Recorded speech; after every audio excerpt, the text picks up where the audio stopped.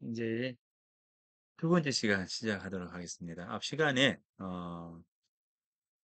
가을 삼봉 청도전에 이제 가을과 관련된 시를 한번 봤죠. 여러분 뭐 어떻습니까? 아주 뭐 가을 관련된 시 중에는 참 백미죠. 아주 그 좋은 시입니다. 자주 읽어보고 그것을 마음에 한번 새기면은 좋을 것 같습니다. 자, 그러면 이제 매월당 김시습의 이제 금오신화에 대해서 이번 시간에 살펴보도록 하겠습니다. 매월당 이렇게 이야기하면 매월당을 이야기할 때 항상 그 떠오르는 것은 쭉 슬픈 삶에 대한 어떤 부분들, 이 삶의 고단함에 대한 부분들, 이런 부분들을 매월당을 통해서 이제 느낄 수가 있습니다. 생시고의 사말락이다라고 하는 그 부분들인데, 이 사실 매월당은 뭐 3살 때부터 시를 썼으니까 이 천재죠, 천재. 천재인 매월당. 뭐 우리 같은 범인들은 따라갈 수 없는 그런 그 재능을 지니고 있었던 한 인간이 이 재능이 많기 때문에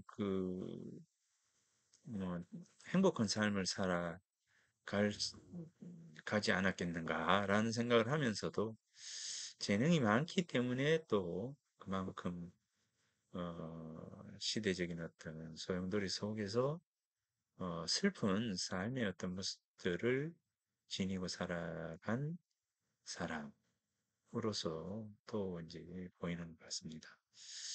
자, 그래서 오늘은 이제 금오신화라고 하는 이 그 소설, 이 한문 소설이죠. 우리나라 최초의 한문 소설인 이 금오신화를 통해서 금오신화를 한번 만나보도록 하겠습니다. 이 금오신화. 그러면서 이제 금오신화에 들어가기 전에 매월당 김시습에 대해서 한 번 더 이제 이야기를 하면서 왜냐면은 지난 학기에 아마 시문학의 세계라고 하는 이제 거기에서 매월당을 잠깐 언급을 했었던 기억이 나서 또 이제 요 한국 고전문학 수업을 들은 분들 중에 시문학의 세계를 들었던 분도 계실 것 같고 안 계실 것 같고 그렇습니다. 그럼에도 불구하고 또 같은 내용을 뭐 말하는 것보다는 매월당 김시습의 또 다른 그 부분들을 이제 이야기를 하면서 금오신화를 만나보도록 하겠습니다. 이 금오신화는 결국 이제 이 매월당이 소설을 통해서 이제 자신의 어떤 삶을 말한 것이다라는 생각을 합니다. 그러니까 이제 문학 작품이라고 하는 것은 결국은 문학 작품을 만든 창작한 인물의 어떤 생각이 담겨 있기 마련이잖아요. 이제 그러니까 문학 작품은 결국 그 사람이다라고 볼 수가 있는 것이죠. 그 사람 자체예요. 이제 그러니까 이제 그 사람 자체인 그 사람의 생각을 고스란히 드러낸 것이 바로 이제 문학 작품이다라는 생각을 합니다. 이제 그래서 그 문학 작품을 가지고 이제 매월당을 한번 분명히 돌아볼 필요가 있다라는 생각을 하기 때문에 자, 이 금오신화에 들어가기 전에 매월당에 대한 여러 가지들을 잠깐 살펴보고 금오신화로 들어가 하겠습니다. 김시습입니다. 떼시자에 익힐 습자 이렇게 되죠. 요 시습이라고 하는 말을 이제 들으면 보면서 딱 느껴지는 것은 어떤 부분입니까? 바로 이 논어 맨 첫 번째 보면 학이 시습지 다음에 불력 열호 이렇게 되죠. 불력 열호 이렇게 되죠. 그러니까 이제 요 시습이라고 하는 말은 학 배우고 자 배우고 배우고 그죠? 그 다음에 시습, 항상 습 익힌다라고 하는 것이죠. 이 지자의 경우에는 요거는 이제 어떤 그 행위에 대한 부분들을 이야기하는 거니까요. 지시대명사이기도 하지만 습지는 이제 익힌다, 계속 익힌다라고 하는 뜻이죠. 익히는 상태, 익히는 상황 이런 것을 이야기하는 거니까. 자, 이제 요 불력 열호와 이렇게 됐죠. 이 열호. 그러니까 이 열은 이제 이 열자와 같은 거죠. 말씀설이 아니라 자, 이 열 요것과 이제 같은 거예요. 이제 같은 뜻입니다. 기쁠 열, 기쁘다라고 하는 뜻이잖아요. 이제 그러니까 학이 시습지 그렇게 이제 이야기를 한다면 배우고 항상 요거는 항상 항자 이 항상이라고 하는 뜻과 같습니다. 항상 항상이라고 하는 뜻과 똑같은 거거든요. 그러니까 이 항상이에요. 항상. 시는 항상입니다. 항상. 이제 15세 학문의 뜻을 두고 열심히 공부하다가 서른의 립 이제 학문을 어느 정도 완성을 하고 이 마흔에 프로할 수 있도록 하고 50에 지천명 할 수 있도록 하고 60에 이순할 수 있도록 하고 70에 정심서역 불류고 할 수 있도록 하는 것. 그러니까 평생을 이제 배우는 삶이죠. 익히는 삶이고요. 이제 그러니까 항상 평생토록 그때에 맞는 공부를 하는 것이죠. 그래서 이제 학이라고 하는 것은 여러분들이 지금 이렇게 이제 저에게 배우고 있다는 것은 바로 학이고요. 요 배운 것을 되새김질 계속적으로 이제 되새김질 하면서 내 몸에 체득이 되도록 하는 것. 내 몸에 체득이 되도록 하는 것이 바로 습의 과정입니다. 그러니까 이제 우리는 이제 학이라고 하는 것을 통해서 머물러 있으면 배움이 나에게서 달아나 버리죠. 그래서 학을 통해서 습으로 가야 됩니다. 습이 이루어지지 않으면 학이 완성이 되지 않는 것이죠.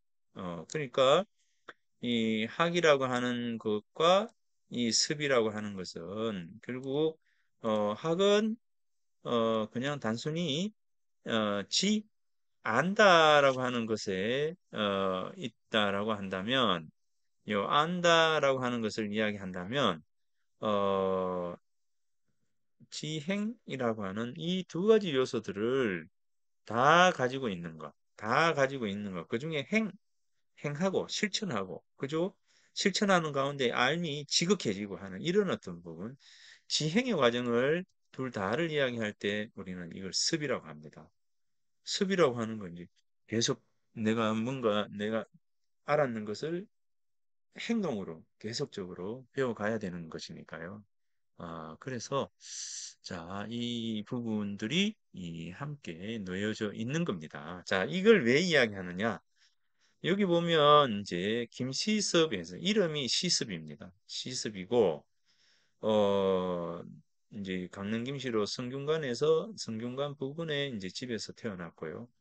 자가 열경이에요. 열경. 이 경이라고 하는 것은 뭐 요거 이제 남자이기 때문에 또 경 또는 이제 뭐 공경대부 뭐 이렇게 해서 상대를 높이는 말이겠죠. 이제 이 경은 뭐 그렇게 큰 의미가 없고 자, 요 앞에 열입니다. 자, 이 열이에요. 그래서 이 자라고 하는 것은 바로 이름과 바로 직접적으로 연관이 되어 있다라고 하는 겁니다. 예, 그러니까 이제 이 자와 이름은 서로 이제 상호 이렇게 보완을 해주는 그런 이제 관계입니다. 관계예요. 이 호라고 하는 것은 뭐 자기가 짓고 싶은 대로 짓는 것이 이제 호예요. 호인데 자라고 하는 것은 옛날 사람들은 계속적으로 제가 이야기를 하는데 이 자와 이름과 이제 이름은 명이죠. 자, 이 명입니다. 이 명, 이제 명. 요게 이름이죠. 이름. 살아있는 사람의 이름을 명이라고 하고 돌아가신 분의 이름을 뭐라 합니까? 휘라고 하죠. 휘라고 합니다. 자, 휘라고 합니다. 돌아가신 분의 이름을 휘라고 해요. 휘. 자, 그러니까 살아있는 사람의 이름은 명이고 돌아가신 분의 이름은 휘라고 하죠. 이름은 함부로 부를 수 없기 때문에 꺼린다라고 하는 꺼릴 휘를 통해서 이름에 대한 소중함을 이야기를 하는 겁니다. 이제 그래서 이 명과 자라고 하는 것은 서로 연관이 되어 있다. 그래서 시습을 통해서 그러니까 하기 시습을 하게 되면 그 결과가 뭐죠? 바로 열이 되는 것이죠. 열이 되는 것. 항상 기뻐하는 사람. 항상 기뻐하는 사람이 되어야 한다라고 하는 것이 바로 이 열경이라고 하는 겁니다. 그러니까 이제 이렇게 보니까 이 자와 이름이라고 하는 것이 바로 연관이 되죠. 예, 그러니까 이 옛날에 이 자를 어른들이 이제 스승이 또는 부모가 이렇게 이제 관례를 통해서 지어줬거든요. 그러니까 여러분들 요즘은 뭐 잘 모르겠습니다만은 이 요즘은 자를 짓는 그 세상이 아니기 때문에 어떨지 모르겠지만 아무튼 이 그 족보에 보면 이제 자가 있죠. 예, 여러분들 족보에 자가 있는 분이 있고 없는 분이 있을 수도 있는데 아마 다 있을지도 모르겠습니다. 이 자. 나도 모르는 사이에 자가 있어요. 그런데 아무튼 이 자를 다 가지고 있을 텐데, 자, 이 자는 요런 이름과 서로 연관이 됩니다. 그래서 시습을 하기 때문에 기쁨. 자, 이거에 논어의 맨 첫 구절이 바로 이름과 자에 들어가 있는 것.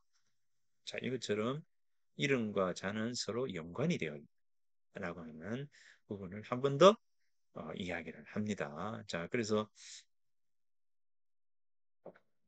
자는 이런 관련성을 가지고 있고 서로 연관되어 있다라고 하는 것이고요. 그래서 자는 함부로 짓는 게 아니에요. 자는 함부로 짓지는 않습니다. 자는 스승을 통해서 뭘 아는 사람이 지어주는 겁니다. 이름을 보고 이름에서 의미하는 부분들을 알고 그 다음에 이제 자를 지어주는 거죠.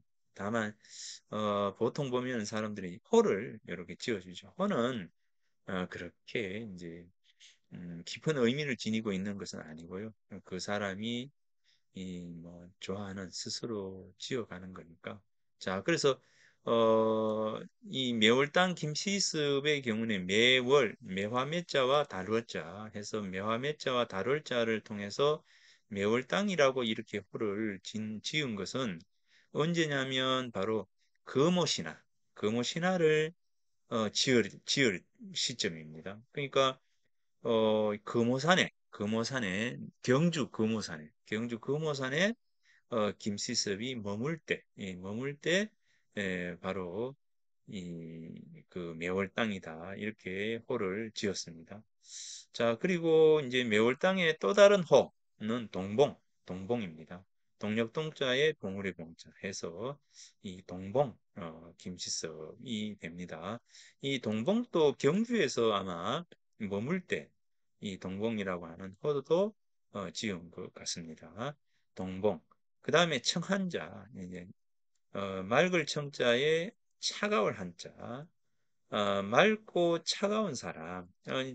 이렇게 본다면 맑은 상태로 삶을 살아가고, 그렇지만 이제, 차가운, 이제 냉철한, 아주 그 분명한, 뭐, 그래서 이 호에서도, 어, 매울당 김시섭의 삶의 철학이라고 하는 이 부분이 담겨 있지 않습니까? 그죠? 예, 그래서 청한자가 됩니다. 청한자. 이 아들 자자는 그러한 사람, 이제, 사물 일 때는 의자, 탁자, 이럴 때 전부 아들 자자 쓰잖아요. 이제, 그래서 사물 일 때는 사물에 들어갈 때 자, 이러면 사람일 때는 또 이렇게 이렇게 아들 자자는 그렇게 쓰입니다. 그래서 청한자 하면 맑고 이제 하는 뭐냐면 소나무는 겨울이 되어도 그대로 푸르름을 간직하잖아요. 이제 그러니까 그런 사람처럼 자신의 의지대로 맑게 살아가겠노라라고 하는 게 바로 매월당 김시습의 생각인 거죠. 그래서 매월당 김시습의 가치, 생각, 이것이 담겨 있는 게 바로 이제 청한자, 그다음에 매월당, 이런 그 호 속에 자신의 삶의 철학이 담겨 있는 겁니다. 이 옛날 사람들은 이 호 속에 자신의 삶의 가치와 삶의 철학을 담아 놓았거든요. 그래서 호는 스스로 짓습니다. 스스로. 나는 이런 삶을 살아가겠다라고 할 때 바로 이 호로서 자신의 의지를 드러내고 그 다음에 명과 자는 뭡니까? 스승으로부터 부모로부터 받는 것이니까 자신의 의지와는 달라요. 자신의 의지가 포함이 되어 있지 않죠. 부모의 바램, 부모의 바람이 담겨 있는 겁니다. 예, 그래서 이 명자호 자 속에 담겨 있는 부분. 자, 법호이라고 하죠. 법호.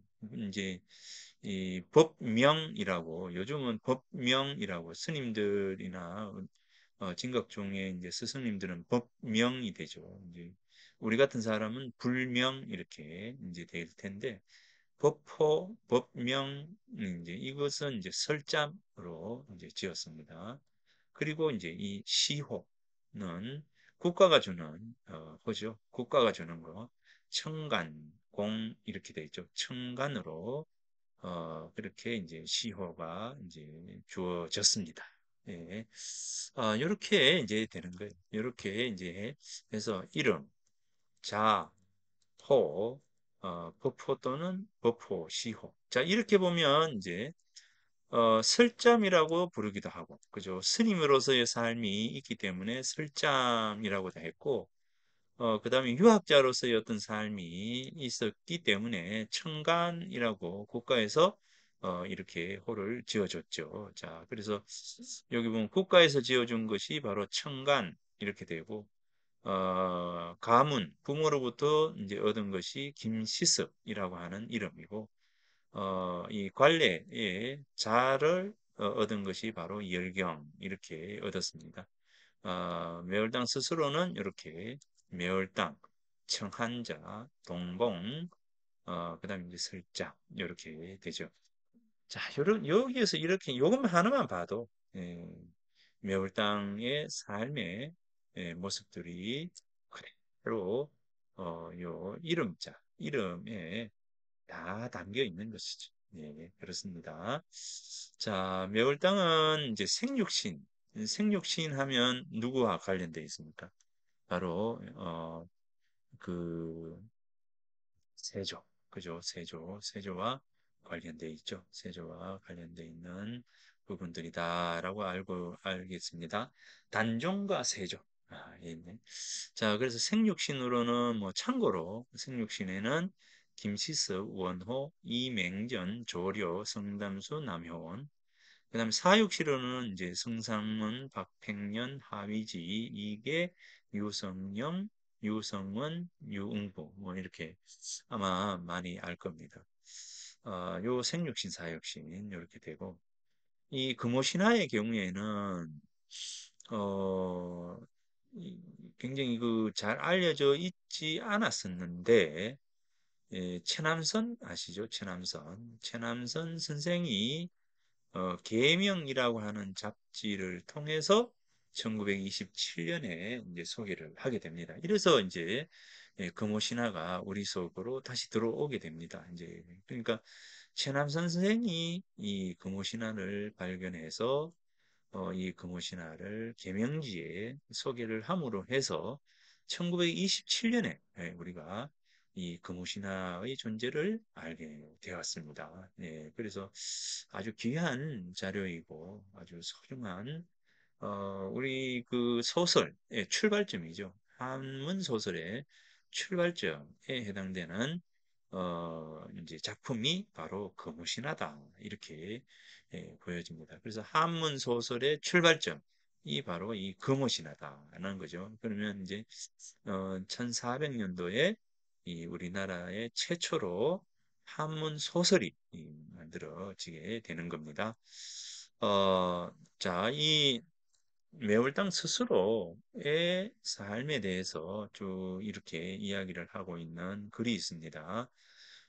탕유관서록이라고 하는 그 글에 보면 나는 어려서부터 성격이 질탕하여 명리를 즐겨하지 않고 생업을 돌보지 아니해서 다만 청빈하게 뜻을 지키는 것이 포부였다.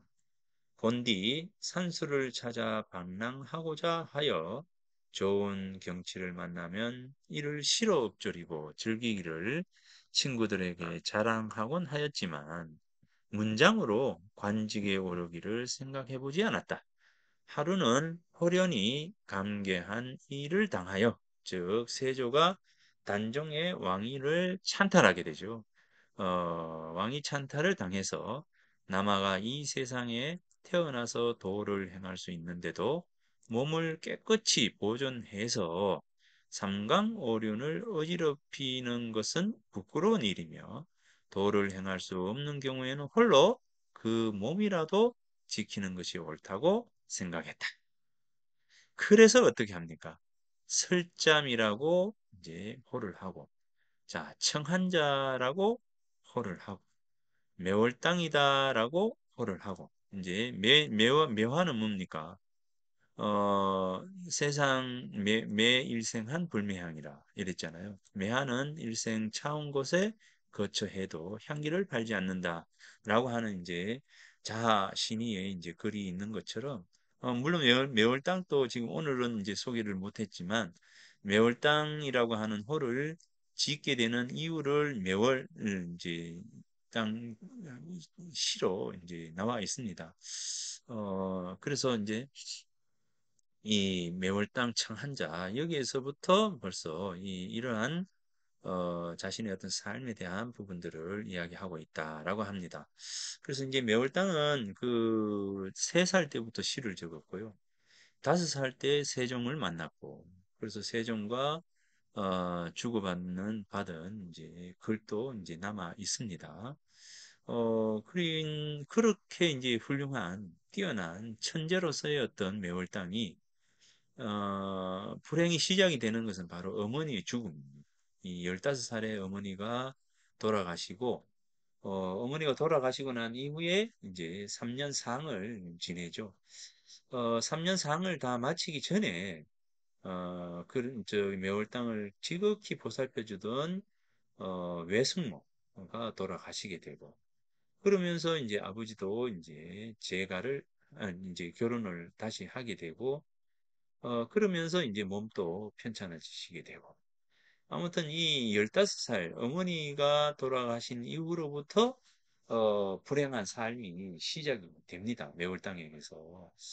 그러니 이제 매월당에게서의 이제 삶의 15살 이전까지의 삶은 정말 천재로서 아주 부유한 집에서 천재로서의 삶을 살았다면 화목하게 윤택하게 살았다면 15살 이후의 삶이 결국 이제 매월당을 청한자라는 매월당이라고 하는 이 달이라고 하면 어떻습니까? 이제 어두운 세상 속에서 혼자 빛을 발하는 쓸쓸한 이러한 어떤 삶이 바로 이제 달이죠. 이제. 그러니까 이제 이런 삶의 이력이 이 15살 이후부터의 삶의 모습입니다. 그래서 삼각산에 들어가가지고 과거 공부를 하고 있다가 과거에 처음 도전했다가 실패를 하고 다시 제 과거 공부에 이제 돌입을 했을 때 삼각산에서 세조가 단종을 영월로 유배를 보냈다라고 하는 소식을 듣고 바로 과거 공부를 단념합니다. 그러면서 머리를 깎고 이제 방황을 시작을 하게 됩니다.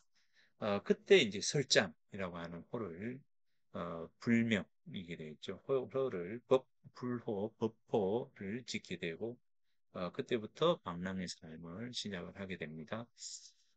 그러다가 이제 그, 이 경주까지 이제 오게 됩니다. 자, 여기서 이제 매월당의 삶의 어떤 모습들을 살펴봤고요. 자, 여기에 이제 보면 어, 이 아주 어렸을 때의 자신의 삶에 대한 부분들을 적고 있는 시가 있습니다. 자, 시가 있습니다. 아주 어릴 때 황금궁궐에 나갔더니, 자, 이 소시적이죠. 소시적이 아주 어릴 때 서서 금전 이렇게 해서 아주 어릴 적에 황금궁궐에 나갔더니 궁궐에 이제 나갔어요. 이제 영령께서 비단 도포를 내리셨다. 이, 이제 세종과 시를 주고받으면서 세종이 참 영특하다라고 해서 비단 100피를 내리죠.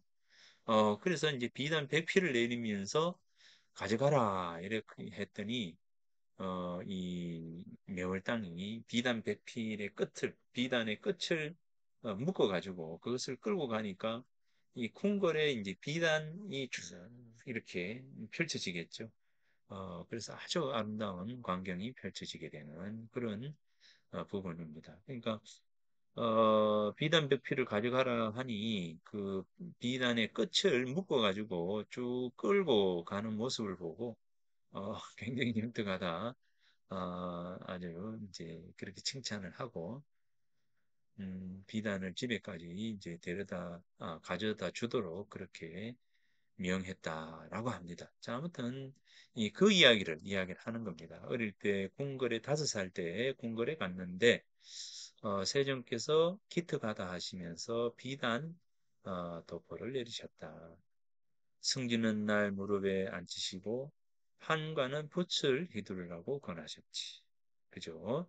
참 영물이라고 다투어 말하고 봉황이 났다고 다투어 보았건만 어찌 알았으랴 집안일이 이렇게 결단이 나서 쑥대머리처럼 영락할 줄이.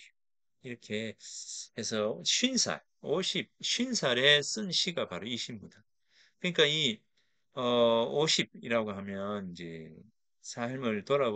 이전의 삶을 돌아보는 어떤 시간이라고 했잖아요. 집이 이렇게 했을 때. 그래서 이제 50살, 50이 되었을 때 쓴 시 중에 이 시가 있어요. 아주 어릴 때 황공궁궐에 나갔더니 세종께서 비단 도포를 내리셨다. 지신사는 날 무릎에 앉히시고 한강은 붓을 휘두르라고 권하였지. 참 영문이라고 다투어 말하고 공황이 났다고 다투어 말했지만 어찌 알았겠는가? 집안일이 결단이 나서 쑥대문이 영락할 줄이야.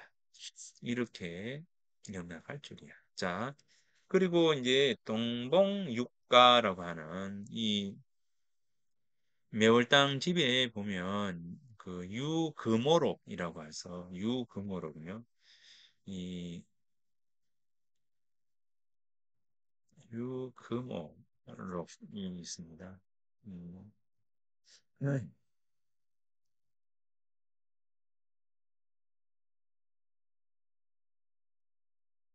금오, 요 오자죠. 금오록. 유금오록이라고 하는 글이 있는데 한 150여 편의 시가 담겨 있어요. 그래서 이제 경주에 머물면서 쓴 그 시가 바로 이 유금오록인데 자, 이 유금오록에 대해서 이제 한번 잠깐 살펴볼까 합니다. 어, 요, 이게 또 자, 그러면 지금 여기에 지금 영상이 좀 이상한 것 같은데요. 자, 잠깐 끊었다가 다시 작업을 해야 되겠습니다. 동봉유과를 다시